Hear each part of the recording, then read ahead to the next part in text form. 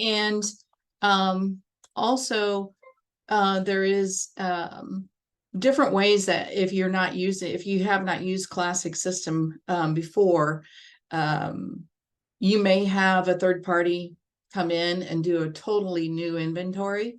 We can load from that status, or if you're actually keeping track of your inventory in a spreadsheet, and you're doing your district's inventory that way, we can load from that situation also. When you get ready to think that you want to start using the redesign inventory system, the first thing that we'd like you to do would be to post a ticket to the redesign help system.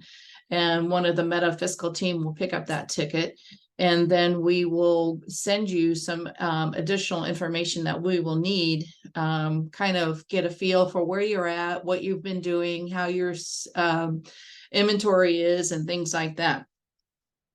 When we reply to you, we will give you a template for a spreadsheet that you can use, and different things that we'll need from you.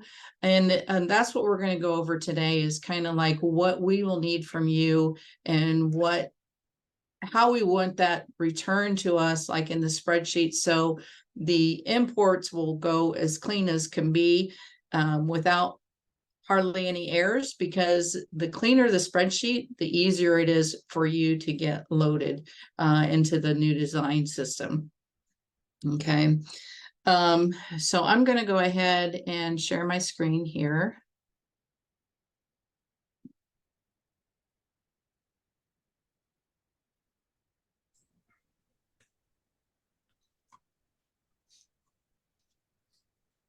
Okay. Can everybody see the inventory instance? Okay. Well, actually, I'm looking at the spreadsheet, Sharon. Okay. Let me share this one more time and see if I can get the right one. There we go. Yep. Okay. All right. So we are actually not going to go into a lot of the how-tos or what the system looks like, but I'm going to be referring to some of the things that we need for setup type things. It's our intention that once we have you as far as saying, okay, I'm ready to go, I want to do this. I think it's our intention that we will be having an inventory training that will go over the new inventory system, because I'm assuming that you didn't use Classic, you have never used the redesign system, so you're like, don't have any idea what this is going to look like and how to use it out of the gate. All right, so we will be having some inventory training sessions. We also have some inventory videos that we posted for our other districts that have converted over from Classic to actually go through the steps and the different ways to get your items added and things like that. So this morning is just kind of going to go over the setup process and what we need from you. All right, so one of the things that we're going to ask you is a little bit about your configuration as far as how we need to set this up for your school district. One of the things we're going to ask you is an email address here. The email address is basically similar to the USPS and USAS system. When you close a month, a report bundle actually fires off in the background, and you have reports that are going into your file archive. The inventory system right now does not have a file archive. We're waiting on the new system that all your reports for inventory, USAS, and USPS are all going to be in one location. It's not going to be in the application. You still get to it through the application. But for right now, what happens when you close the fiscal year in inventory, a report bundle fires off and it sends you an email message. Okay, and in that email message will be an attachment with all your inventory reports. So the first thing that we need to set up here is who wants to get that email that the bundle is going to be sent to. We also include a Meta staff member here as well. So when you close your fiscal year for your inventory, those reports are going to go both to yourself and to a Meta fiscal staff member. We do that because of redundancy and actually helping to save those reports in case something happens to your email. And also, once this new inventory or the new report system is out there, then we can copy all your reports that we have so far into that system. Okay, so that's something that we will do for you once the new reporting system is out there. Okay, so that's why we'll ask you about it, an email address. The next thing here is the percentage. Percentage of foundation is like if you have a building tag in the inventory system, how much of that building cost has to do with your foundation. Sometimes people don't put anything in here. Sometimes it's 1%, 2%, whatever. But that's up to the district of how you want to set this up if you want to use it. But we'll need to figure that out and put that in the configuration when we're setting this up. The second thing is these, the tag numbers, if they're going to be auto-populated. If they're auto-populated, you have to have a prefix. Okay, it can be a numeric prefix or it can be an alpha character prefix. If you want and what the auto-populate means is like, okay, I have an item that has come over from USAS, and we'll talk about that process a little bit later also. And it's in my pending file. I have a tag number that's been assigned, so I want to add it to my inventory. When I click that add, if this is set to put an auto-populate, whatever the prefix number here is, that's the next number that will be used. So let's say I want the prefix TC, okay? And TC 1199 is the highest tag number that's in the system right now. So TC 1200 will be that next tag number that's automatically going to be assigned. You can have a number here. Let's say if I put 24. So all my inventory tag numbers are going to start with 24. So if 24001 is the highest one on file, when I add that next item, it's going to be 24002. Okay, so that is the only thing that's stipulated with this prefix is if you want those tag numbers to be automatically populated for you. Now, once we load your inventory and all your items are on there and you're in the process of adding items, if you're adding, you can add items from a spreadsheet. Okay, if you want to add items from a spreadsheet, then you can do that and you can have that tag number already in the spreadsheet. So you don't need to auto-populate them because you're already assigning those tag numbers. Okay, I don't see this very often with auto-populate just because items are added to the inventory not in order. You know, you might give the tech person some laptops that they are going to send you back tag numbers for those. Those might not be in order depending on when they slap those tags on those items and get them back to you. Okay. This gap flag, we will ask you if you're going to be gap compliant. Are you filing gap reports with your auditors? Are you getting audited for gap compliancy? So if that's the case, then yes, we'll set that flag on. The next one is enabling USAS function codes. We're going to find out if you use the function codes. This one is not required. Okay. But the only thing is with that is if you don't use USAS function codes in the system, it's going to affect your summary of schedule by function and class report because the system is assuming that everybody uses USAS function codes. So that's what that one is for. The next one is using receive date. And I'm going to go into the USAS side of this and show you what happens when you pay an invoice and how that is affected to the inventory system. But there's two dates that are actually being used in the inventory system. And the first one is the receive date of an acquisition. And that is an actual date when you're posting that invoice that you have to fill in.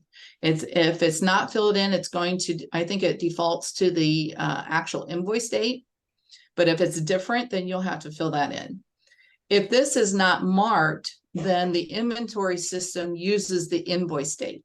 Whatever your invoice date is, when you post that invoice, that's the acquisition date or the date you acquired that acquisition. Okay. Again, I'll go over that part a little bit later on the USAS side where you can see those two different dates. But that's actually what those are for. So we'll need to ask you this information. And then we'll fill this in when we have to build your files. The next thing then is your capitalization criteria. Okay. Basically, and don't look at the fiscal year, and these are test files, so they're not in the current year or anything like that, but we're going to ask you your capitalization amount and your life limit if you use it. Both of these are board set amounts, and both of these with the school district, where you normally don't see both of them being used at the same time, but there is a situation where you might have them both. But I just want to give a little bit of information about this of how those two work together. Okay, it's not an and, or it's not an or situation. If that item is $3,000 or the life limit is, it's an and. Okay, so let's say your life limit looks like this. You've got a $3,000 life limit and a life limit of 5. So that means that if that item that you entered is $3,000 or more and has a life limit of 5 years, that item is going to be capitalized.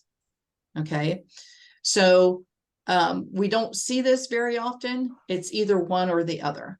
Okay, but there is a possibility that it can be both, depending on what your board has actually set. This can change. Let's say you've got it in there now at $5,000, and then you go and you run your reports and things like that. And you said, oh, that's way too much. We want to change this to $10,000. You can do that. Okay, once the board has approved those changes, we go in here and change this to 2,000. You can see there's a projection. We can run a report to see how that's going to affect your items and your gap reports once you make these changes. And then you say, okay, I'm going ahead and change it. Then we'll just uncheck this and submit it. And then it's going to go back through and change all the capitalization criteria. And what it also does is give you a report of when this change happened, what it looked like before, and what it looked like after the change. So let's say you have that $3,000 item that was capitalized before, but now it's not because we increased it to 10,000.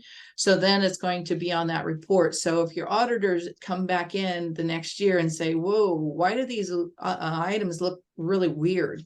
Because last year you had so much, the value was a lot more than it is this year. Then you can say, here's my report. This is what I did. This is when the board approved it. And these are the items that were affected. Okay, so if at that time you do this, you want to make sure you keep that report. And then the next thing and the last thing actually we're going to ask you is the fiscal year. Okay, this is a little bit different than USAS or payroll because we don't open months and close months and things like that. It's all just one fiscal year. So in the fiscal year that we need to add, once we're creating this file, is we're going to add the last fiscal year that you actually closed. Okay, or excuse me, we're going to add the fiscal year that you're in. So we're going to ask you what the last fiscal year you closed. So let's say your auditors have approved and closed your fiscal year 23 audit reports. Your capitalization and gap reports and everything have been approved and everything's been done. So we will add 2024 in here as your starting year. Now, we do not ever want to add any kind of prior fiscal years here. This is just going to be the fiscal year where you're at going forward. Okay. So that would be the one thing that you'll look in here and you'll only see whatever year that you're working on. Okay.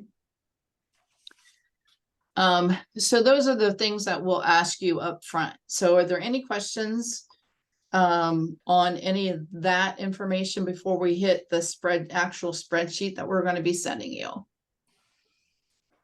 anybody has any questions, you can put it in chat. You can unmute yourself. Whatever you feel free or comfortable doing is fine. So I guess my question would be, do you need to wait until the auditors have, let's say, audit 23 before we would try to put 24 in, or even put 23 in on this system for the conversion? Absolutely. And you don't have to wait. If you want to start working now, we can do it, and we'll put 23 as your fiscal year.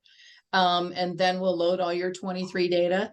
And then once your auditors come back and say, okay, we balanced in your closing fiscal year 23, we're done with that. Then you will actually go in here and create fiscal year 24 and go forward from there. So we would actually add all your 23 items in your inventory as it is in fiscal year 23. Now you would not want to add any more, any items for 24 until we're done with the loads and everything is balancing at that point. Now, that brings up another question is, it's like, okay, so this is September, and my auditors aren't coming into the end of October. Do I have to wait till the end of October to add my 24 items? No, you do not. You can actually create 24 once we get done with the load. We just want you not to do anything with 24 until the load is done and we've got a beginning balance and everything is okay there. Once we're finished with the imports and everything is good, then you can go ahead and add fiscal year 24 and keep 23 open and current, and then start adding your 24 items.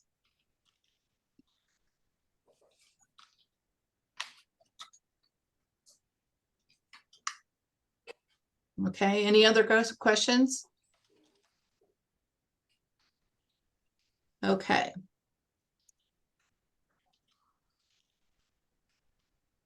Okay, so next I am going to go ahead and pull up the spreadsheet here that we will send you. And there's some things in this, the spreadsheet is quite large. Okay, because it basically has every single field in the inventory system when you look at an item that can be used. That does not mean that you're going to use every single field. Okay, don't get anxiety over the spreadsheet thinking that you have to put everything in every single field on the spreadsheet for every item you have. Okay. The only thing is, each one of these items that has a yellow highlighted column heading is a required field. So those are the fields that you have to have something in. Okay. I'm going to go over what each of these are. And also if you hover over them, there's comments on each of the item headings. Okay. The one thing that we require or ask that you don't do is change any of these heading column headings. These are what the inventory load is looking for as far as the items and the field names. So we ask that you don't change any of those and do not remove anything that's in yellow. Okay, one of the things that I tell the districts when I'm working with them is like, okay, let's say you don't use composite ID or entity ID, that's just a bunch of noise. So let's get rid of that column and we can go from there. One of the other things that might be helpful when we send you this is make a copy of it. If you look down here at the bottom, I have actually two. And what I did with this original is I right-clicked on here and I said move or copy. And then I just said create a copy. Okay, now it's going to name it with the same name, but then when I can right click it and then rename it, and then I can say this is going to be my load worksheet number 2. Okay, so that way I always have the original back here. So then I'm going to go to this one, number 2 here, and start messing around here, removing columns and everything like that. And then it's like, oh wait, I think I might have done something that I shouldn't have done. You can always go back to the original and start over. Okay, so that's a good thing for you to do as far as making those copies in those worksheets and things like that. Now, I know there's different ways of making copies of worksheets. A lot of people do them different ways, but that's just the way that I normally do them. So it's up to you of how you want to do that. Okay. One thing about this column B, there's an ID here, and it's not yellow. And if this is an original load that you're loading items brand new, you want to get rid of that item, that column. It's not necessary. So it just gets rid of some of that other things, and it's not going to make it confusing. However, if this is a second load or an update, let's say we load all your inventory items and for some reason your location number was wrong. Okay, so then what we could do is export those items from the inventory system and send that to you. You can update your location numbers here in this worksheet, and then we can load it back. In that case, whenever you do an export out of the inventory system, it attaches an internal ID number to that item. The internal ID number has to match exactly when we're reloading something or making a change to an item that's already loaded. So that's what that ID field is for. And basically that's why it's on there. If we're updating an item, it's a required field, but on a new load, it's not. So just a little bit information about that for you. Okay, column A here is a record ID. It's always going to be an I on a new load. So we're just going to copy and paste all the way down the whole entire spreadsheet and have an I in that first column. Okay. Some of these other ones are a little bit self-explanatory. Your inventory tag needs to be whatever tag number is on that item. Columns D through G are not required. If you don't use a secondary tag, an appraisal tag, a composite ID, entity ID, you can remove those from the spreadsheet. Your description of the item, it has to have a description. So that field is a required field. Model number, serial numbers, item category is not a required field. But it's used if you use your inventory system for insurance insurance, what do I want to say? Quotes, sorry. Or you can actually do an inventory and run a report by item category to send to your insurance company and say, this is my value of my items for each of the different categories. But that's for the insurance information. Okay.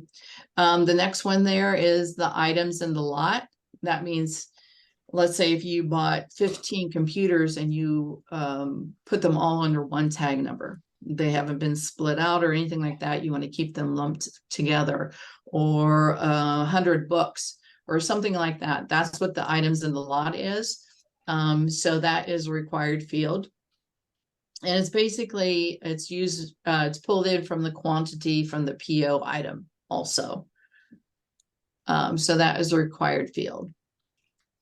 The next couple columns here, replacement costs, insurable value, those have to do with insurances. Again, if your insurance company says that let's say there's something happened to your building, they want to know what the replacement costs on everything that's in that building, then you would put that replacement cost in there. The replacement cost is something that's kind of hard to get your insurance company to tell you what the replacement cost would be. And it could be something that you need to update yearly if you use it and things like that. Or you can just estimate the cost that's going to be to replace that item. These next two are location category and location numbers. These are the ones that we actually have a lot of questions and reloads to do. Because if you have an appraisal company come in, they're going to name those buildings, whatever they want. They're going to name the numbers, whatever they want. They'll probably put room 101, room 102 with their, and things like that. Maybe you want to have a different location number and things like that. When we used to work with appraisal companies way back when we're doing initial loads, we would tell the district, set your codes up first, set your location category and codes up first, and give those to the appraisal company and say, these are what I want you to use. Okay. But the location category can be like what the building number is or the department code or whatever. And then the location number would be the actual, maybe the room number. But that's up to the district to how you want to use those two fields. And as you see, they are not required. But if you're going to use your inventory system, like at the end of the year, there's a location worksheet that you can run at the end of the year and tear them apart and say, okay, this is room 101 in the middle school. Give it to the teacher and say, these are the items in your inventory or in your room. Are they still there? Add any items that are there now that they weren't at the beginning of the year and things like that. So there are things that you can send out to your teachers and supervisors or whatever to check on their own inventory if you use those location categories and numbers.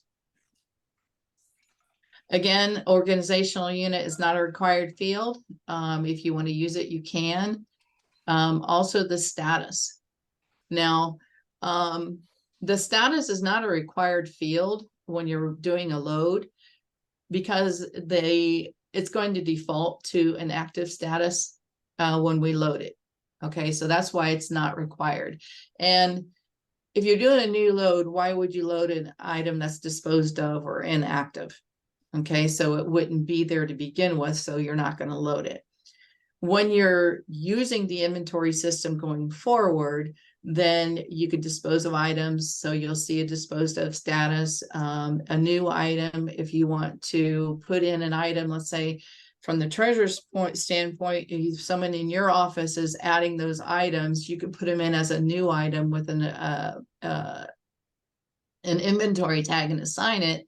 But then you don't know where the item went to or anything like that. So then once that item is actually placed, then you can go in here and change it from a new item to an active item. So you can keep track there then of what's new. It hasn't actually, I don't know where anything is on that item, where it's placed or anything yet, to an active item that's like, okay, I've got everything I need for that item and my inventory has been updated. Okay, but like I said before, the status is going to be active. It's going to default to active for all the items that we're going to load. So you don't need to put that in here. Also, the condition of the item, something else that if you want to keep track of. Okay, so now we're actually going to get into a few of the fields that are very crucial and have a lot of information. A lot of times this is where we're sending a lot of spreadsheets back saying, okay, the asset fund function or class needs to be updated. It needs to be fixed because it's not correct and things like that. Okay. So the first one here is the asset class. Okay. The asset class is basically composed of two different parts. And I really hate to stop sharing, but I want to go back into the application here.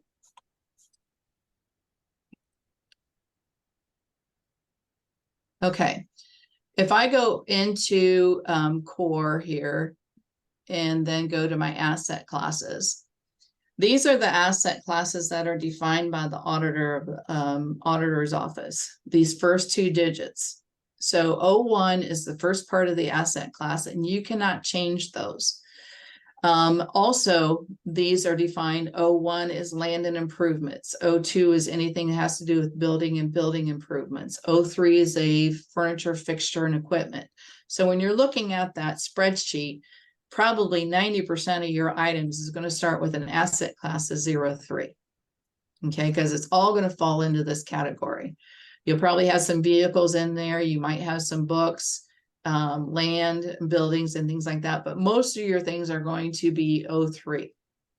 But then let's say within one of these, you want to break it out further. Let's say you want to break it out to furniture and then to fixtures and then equipment. So then you would add 0301, 0302, 0304, or whatever you want to have those broken out to be. Okay. So then if we go back to the spreadsheet, on my asset classes, then it's going to be a 4-digit code here, but if I'm not if I haven't broken them out any further than what the auditor has, they're all going to be 0100, 0200, 0300, and so forth. It's only if you want those broken down to further classifications that you would have to, you can use the second part, the asset class, the next 2 digits. Okay. Now, one thing that I do want to mention about all these codes, okay, and I will go into them a little bit further as part of a cleanup that we'll do. We don't require you to go into the inventory system and set up all your codes ahead of time. Okay, what's going to happen in here, let's say if I got my big worksheet here, I've got 5,000 items, every single one of these codes have been filled in. When we do the load, the inventory system automatically goes in and creates all the codes for you. And once those codes are added for you, then it's going to show you, it's going to say user load, I think, user load to something. Each of the descriptions on those codes are going to be the same thing. So when I'm looking at my asset classes, instead of seeing all the land and building and all those nice little descriptions, they're all going to have the same description. Okay, and we're going to go over there at the end here a little bit of what the cleanup process is, where we can actually go in and help you load those descriptions from what the spreadsheet initially loaded. All right, so that's the asset class. And again, these next 3 fields are what we do a lot of cleanup work on, even when we were doing migrations from Classic. Okay, the next one is the asset function. Again, this is the function code that was purchased. No, excuse me. The asset that was on the item that is being used. Okay, so the asset function then is going to be a function code that, depending on if you're using the first 2 digits or all the entire function code from the USAS side, whatever is being used, then that's what that asset function class is, or function code is going to be. So let's say it's being used in an elementary classroom. And I think teacher classroom, let's just say 11, 12 or something like that. So that'd be 1, 1, 1, 2, or whatever the function is for that item. That is what you would put here. Okay. The asset fund then is the fund that is currently being used. So let's say, for example, you have an item that was purchased with general fund money, but it's being used in a well, that's not a good example. Let's say you have a special grant, okay, that you bought money for, bought some equipment out of, and the asset is actually been purchased out of a 500 fund, but the general fund is using it. So this is where the fund is actually being used. And again, it's going to have to be the USAS function or USAS fund codes that you have for all your items. Okay, so these first 3 fields here, the asset class, the asset function, the asset fund, all need to be filled in. Now, the other thing is when you have the spreadsheet, and we'll probably, the easiest way to do this would be when you're getting ready to load this, or we have to load it for you since it's the initial load, we'll ask you for the Excel spreadsheet back, okay? Because we want to make sure that the columns are all actually formatted correctly. And if you'll see that these are all set to be formatted as text up here, because if they're not formatted as text, if I put in an asset class, let's do a fund here, 001. If I don't put in this and it's formatted as text, when I save this, those leading zeros will be removed. So then when it adds that fund, it's going to add it as 100 instead of 001. So we want these leading zeros to be preserved. Same way with your location numbers, location categories, anything that you would have in this spreadsheet that has leading zeros in them, tag numbers. You might have leading zeros and tag numbers. Those columns are already formatted the way that we need them to be, but just as a precaution, we'll ask for the Excel spreadsheet back just to make sure that these haven't been changed as far as the formatting goes. Okay. Acquisition date is another required field. And the acquisition date is basically going to be, depending on how you do your invoices, is it going to be the date that you received the item or the date that you paid for the item when you posted that invoice date? So that's the acquisition date. This note, you don't need to be concerned about must be in an open period because we are doing a brand new load. So there is no open period per se, because we're loading it into the inventory system for the whole fiscal year. Okay.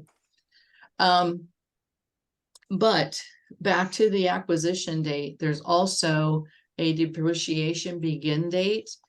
These two dates are probably going to always be the same, because as soon as you purchase that item, the depreciation starts. So whatever you have in this column is probably going to be in the depreciation begin date if you have straight line depreciation method, which I'm going to go over here in just a minute. Okay.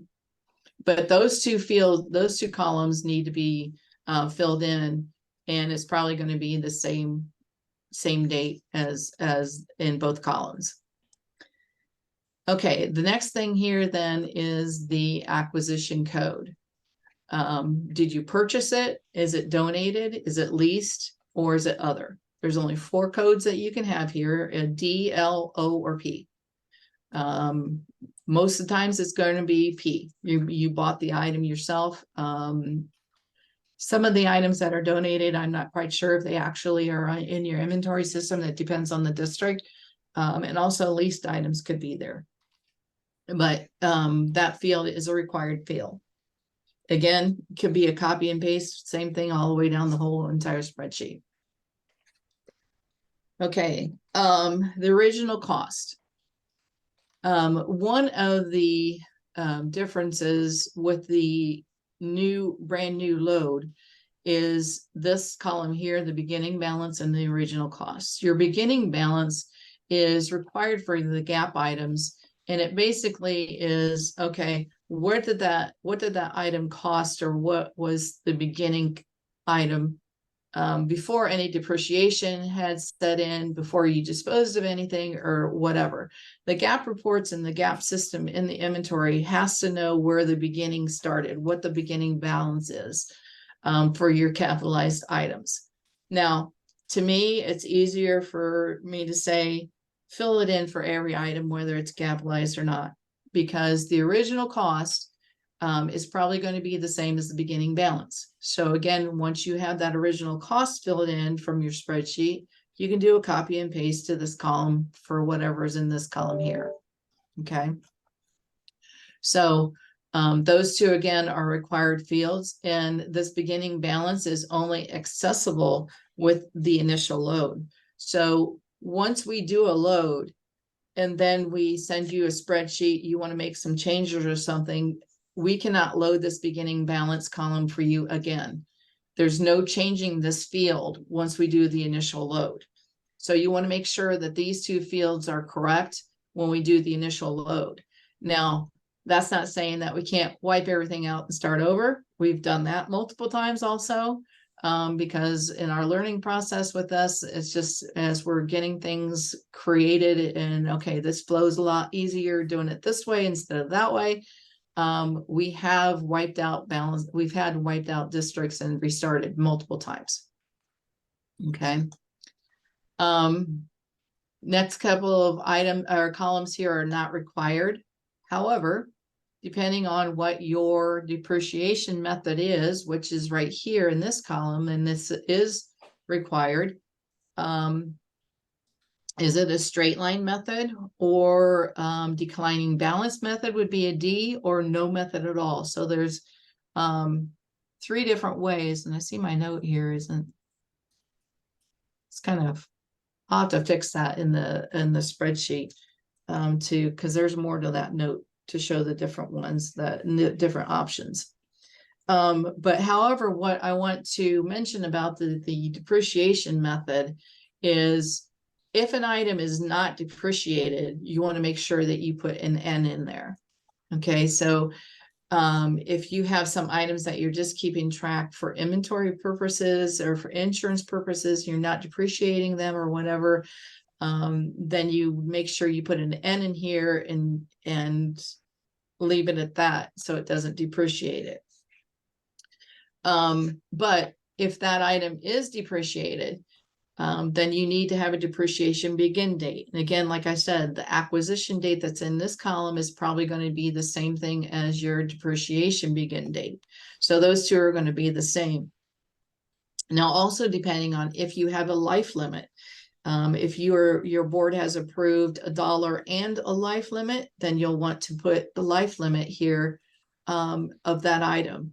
Let's say it's $5,000. You bought it for $5,000. The life expectancy of that item is going to be 5 years.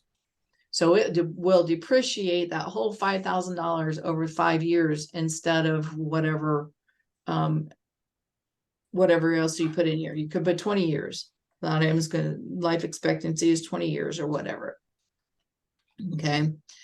But the life to date, the next one here is as far as the life to date depreciation.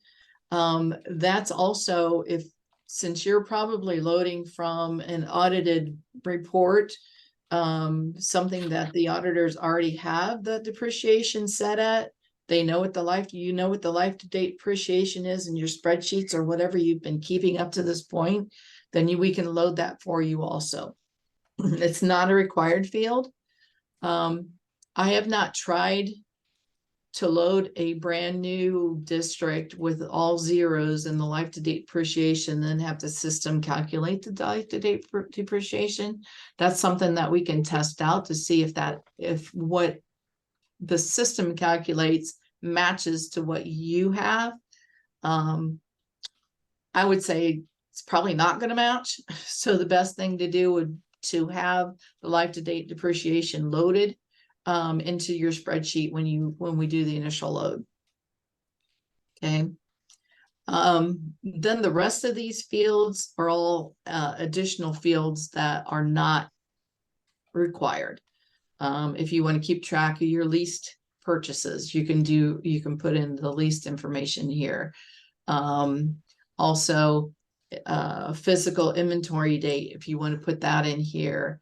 These are user defined fields. If there's something in your inventory system that you keep track of now, but you don't see a field name for it, then you can use these user defined fields and put codes and information in here if you want to. But again, they're not required. You can actually delete all these columns from here all the way back, probably from here all the way over. We can delete all these if we wanted to, just to keep it a little bit smaller if you wanted to. Okay. Now I have a spreadsheet here that I've added an item to.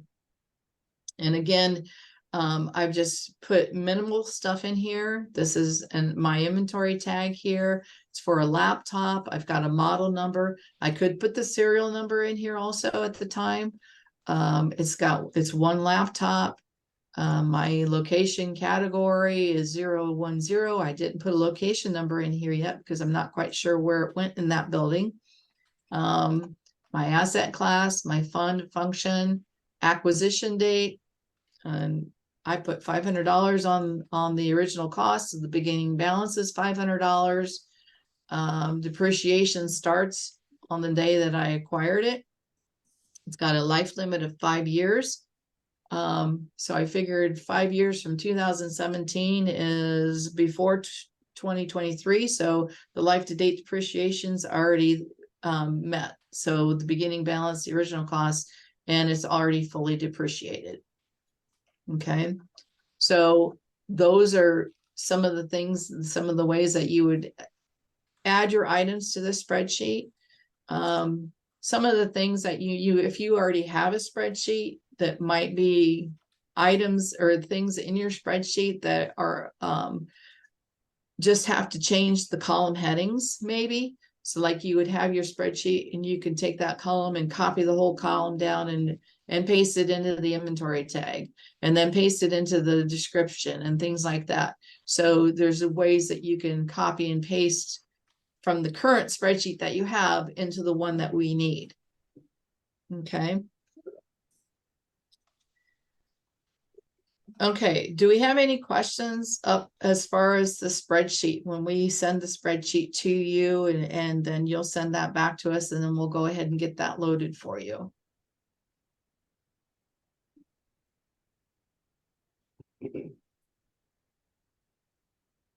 Okay.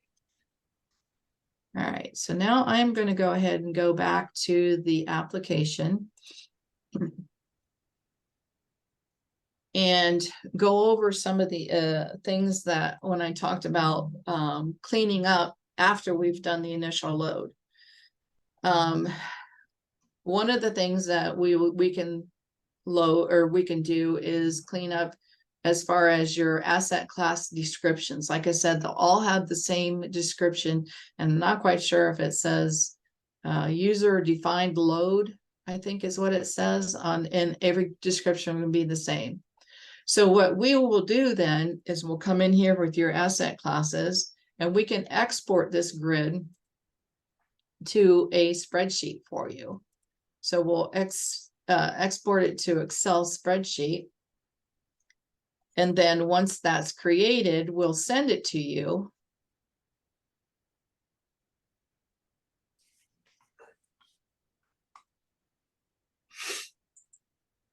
Can you guys see the spreadsheet from the asset classes? Okay, I'm gonna stop sharing again.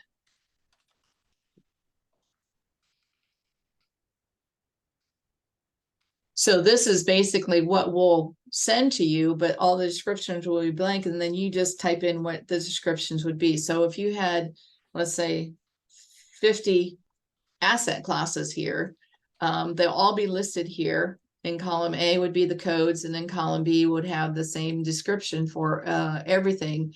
You just go in here and type in the description that you want for those asset classes to match what you have, and then send us back the spreadsheet.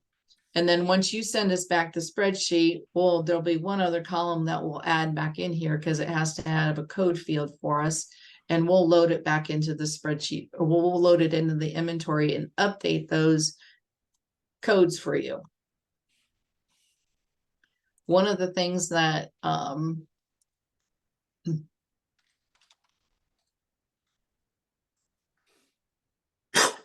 one of the things that it's nice to do that with, like I said before, is the location codes.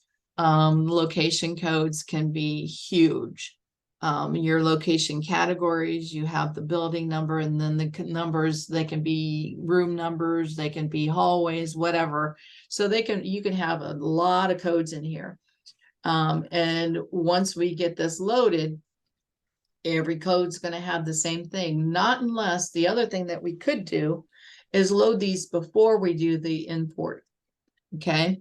And like I mentioned before, if the codes are not there, it's going to add them for you. But let's say you have all the codes, you have a list from your appraisal company, or you have a spreadsheet that has all your location codes, it has all your asset classes and things like that in it. We can actually load those first into the system, and then we'll import your items. So then there won't be any cleanup of these code names afterwards. But again, that's up to you how you want us to do that. We can either upload them before, or we can export them into an Excel spreadsheet and have you update them there. Then we'll go back in and update and load them and change all these items for you. Okay, so that's another thing that is up to you, how you want us to clean it. The only two things that we cannot change, or we cannot go back in and do a load to change descriptions are the fund and functions. Okay, you have to actually go into this core and go into function and funds and change these descriptions. And then also the fund type, because the system will not create a fund type for you. So when it loads it, it'll be undetermined. And if it's undetermined, then everything that you run on your gap reports that's by fund or function will be lumped into one amount. Okay, it's all going to be under undetermined. So that's going to be pretty hard for you to balance with reports that you've been giving to your auditors and things like that when they are working with them. So you'll need to come in here in the funds and put the fund type and then description in here manually for your fund types. Also for the functions. And again, this is part of the cleanup that we'll send you once we load the items. We'll say, okay, give us what kind of codes that you want us to update. There is a code listing report that we can run and say, here's a listing of all the codes that the system added for you. Then we can say, okay, which ones do you want us to update? Or which ones are you going to go in and update them yourself? Okay. Okay. Any questions on, and that's basically all the type of cleanup that when we say that you're going to do any type of cleanup is to assign descriptions to your codes. Everything else should be loaded and ready to go in balance with some of the reports, which I'm going to show you some of the reporting in a minute. But I wanted to go over before I went with the balancing is how the inventory system actually works with your USES. Okay, so I'm going to go into my USES application here. You can find it here.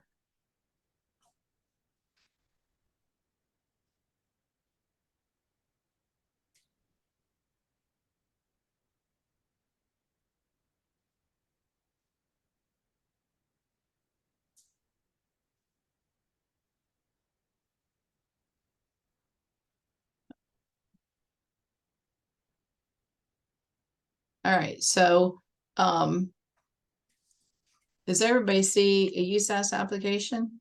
Okay.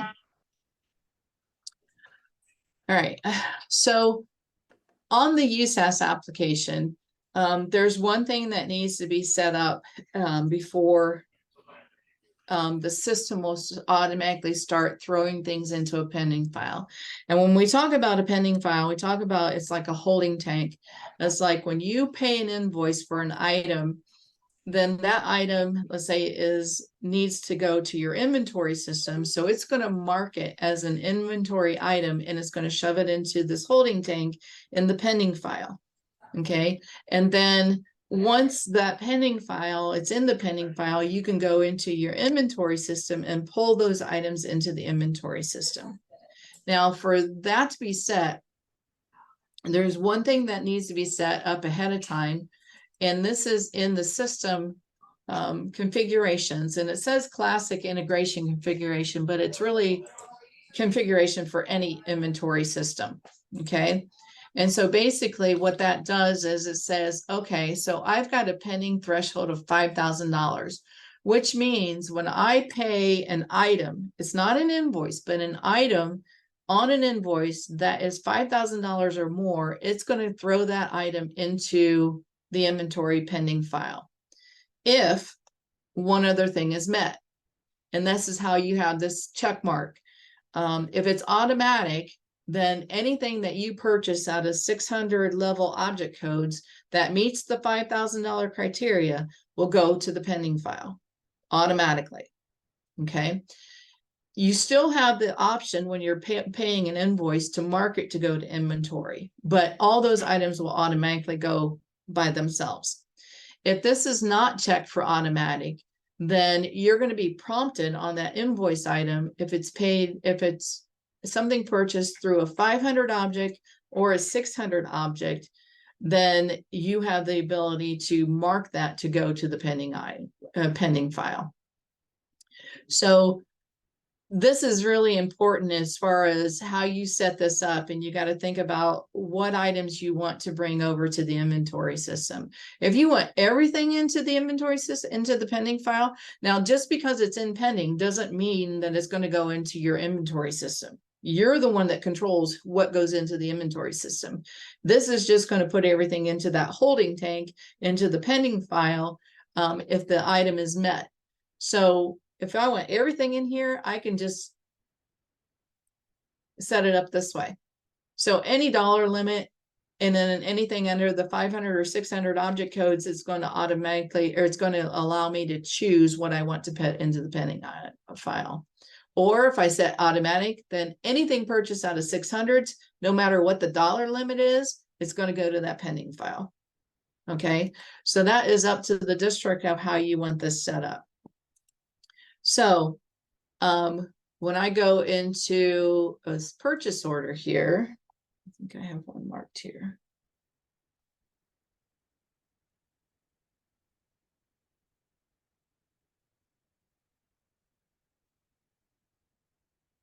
Nope.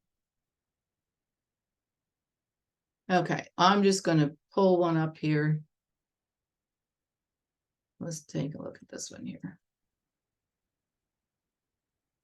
Okay, so I've got this purchase order here that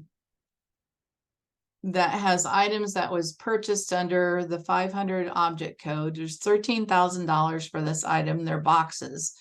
Well, let's just say there was something else. It doesn't make sense that I'm going to put this, but let's say when I invoice this.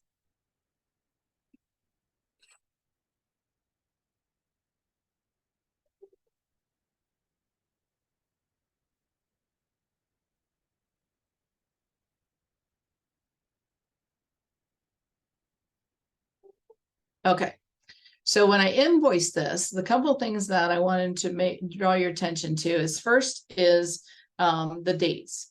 Okay, so I have an invoice date here, and then I'm going to have a receive date down here on the item. Depending on how you've set your inventory up is how those dates are going. This is going to be the acquisition date. So if I say not to use the receive date, whatever date I put here as the invoice date is going to be my acquisition date for all these items on this inventory or this PO. If I've used receive date, then I have to make sure I put something in these receive dates down here, which when I process them,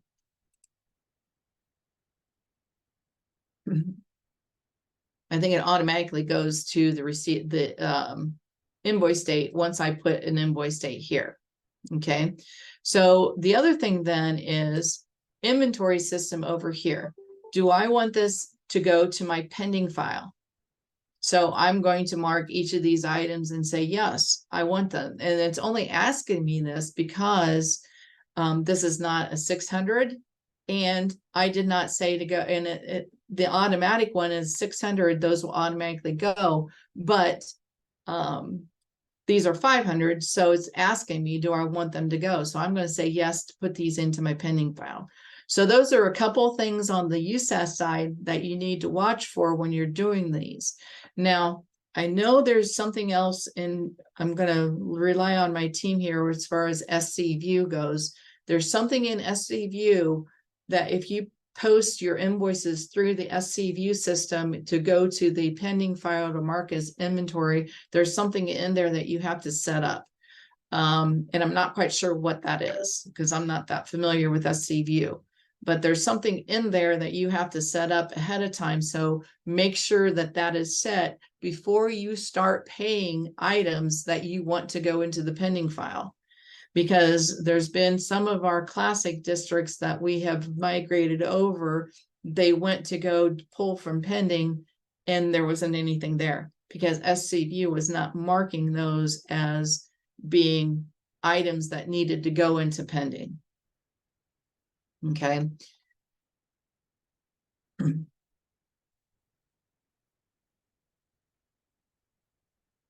Okay, so then as you're paying those invoices and as you're pulling them into the pending file, so that's the first step of this whole process, is make sure your USAS is set up, make sure SCView is set up correctly, so all those items go into that pool. So then when you get ready to say, all right, I want to go back to no, I want this one. I didn't need to stop sharing. Sorry about that. So then I want to go back into the inventory system. And then from the inventory system, we have this thing that is these pending items. Okay. So I'm not going to be able to do it because these are test files, but right here, there's a pull from USAS. And what we'll do is the first thing when we do the load and we set everything up, we'll do a test pull from USAS for items that we won't pull any items in, but we'll test it to make sure that they're talking to each other. USAS and inventory systems have to talk to each other to be able to pull from USAS. But then when you're ready to say, okay, I want to pull all my items from, let's do, I'm just starting this fiscal year, so I want to pull all my pending items from USAS into the inventory system since July 1 of 2023. So then I can go ahead and confirm that, and anything that is in that pool that's waiting to be pulled in that holding tank will then go into this inventory grid.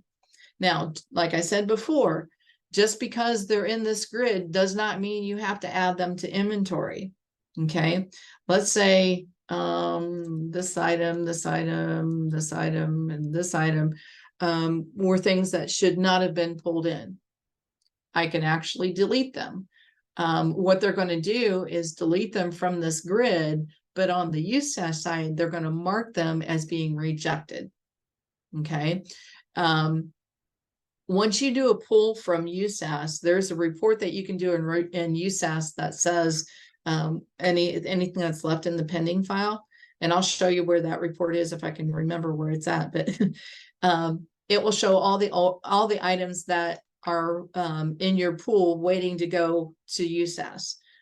So in that holding tank, then they're all the items. Once you send them from USAS to the inventory system, they will show as being, I'm gonna look at my notes here just to make sure. They will show as being sent. So on that report, they will show sent. It doesn't mean that they've been added yet, but they've been sent. Okay. If I send these items back to USAS and I run that report, those are going to be rejected items. Okay. And that's okay, because the rejected items are items I just don't want to put in my inventory system, but they're rejected on the USAS side.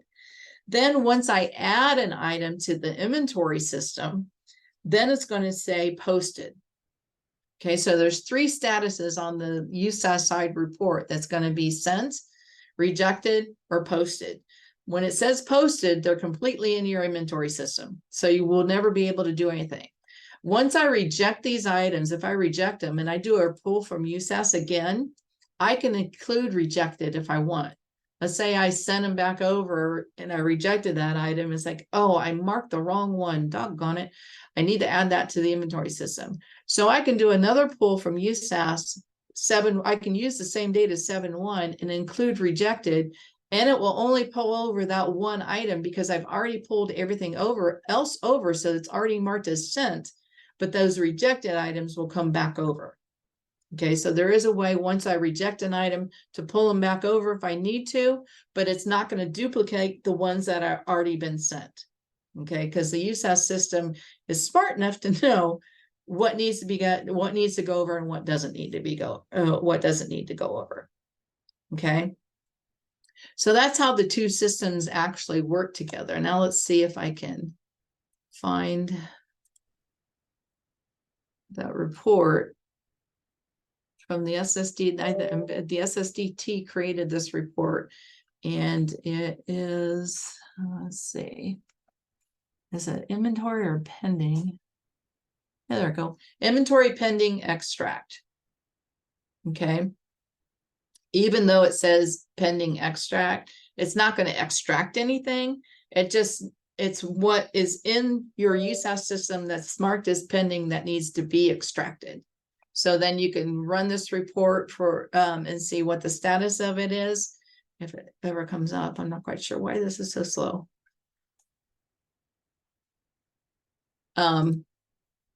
I can say since 7/1 of 2023, and then run this, generate this report. Then it's going to show me, I'm not going to run it because there's not going to be anything in here, but it will show me all the items that are still setting out in USAS marked as either waiting to be pending or rejected.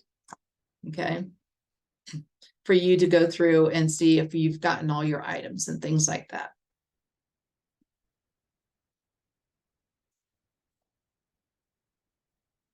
Okay. Any questions?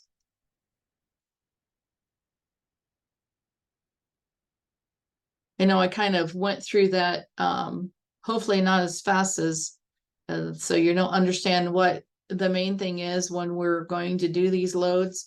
But you're going to be spending a lot of time on the worksheet. And that's why we say, tell us right now if you're ready to go. If you're thinking about going, we will send you the spreadsheet right out of the bat so you can start working on that. Because as you're working on getting your spreadsheet, we can be working on creating the blank data, and get the actual instance up and running for you, get your users added and things like that, ready for you to go for when you actually want to load your items, once you start wanting to load that first load. And also, we don't have to load everything in one item, one spreadsheet. Let's say if you've got 8,000 items that you're loading, maybe you have 3 or 4 different spreadsheets that you keep technology in one spreadsheet and food service in another, and the sporting goods stuff in another. That's fine also. We can load multiple separate spreadsheets. It does not have to be all in one big spreadsheet. Once an item is loaded, though, we don't want to try and load it the second time because that will error out. Once it finds that for that inventory tag number, it will not allow us to add another one. Okay.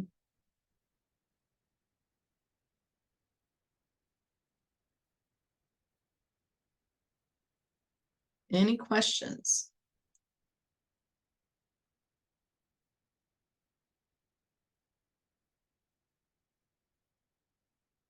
Okay. If you don't have any questions, if you're ready to go, send us a ticket to the help desk and we'll get started on it and send you the spreadsheet then.